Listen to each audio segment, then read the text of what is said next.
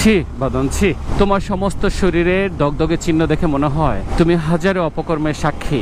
কারণে অকারণে তোমার মতো আর যারা বেওয়ারিশ আছে তাদের সাথে ধাক্কা খেয়েছো, তাদের পিছনে লেগেছো, কেউ আবার তোমার পিছনে লেগেছে, সেজন্যই তোমার পিছনের এক সাইড ভাঙা। তোমার পুরো শরীরে আঁচড় এবং খামচির দাগ, দগদগে পুরো শরীর, এমন কোনো অংশ নাই যেখানে স্ক্র্যাচ নাই, দাগ নাই। তোমাকে দেখতে খুবই বিধ্বস্ত লাগতেছে বাঁধন। পিছনে কোনো পরিচয়পত্র নাই, তোমার মালিককে এটা শনাক্ত করার কোনো উপায় নাই। তোমাকে আপাদমস্তক উচ্ছিষ্ট এবং ভাঙারি মনে হচ্ছে। তুমি কি চাইলেই নিজেকে একটু পরিবর্তন করতে পারো না? তোমার মালিককে, তোমার প্রভুকে, তোমার মালিকের রুচি এত জঘন্য কেন?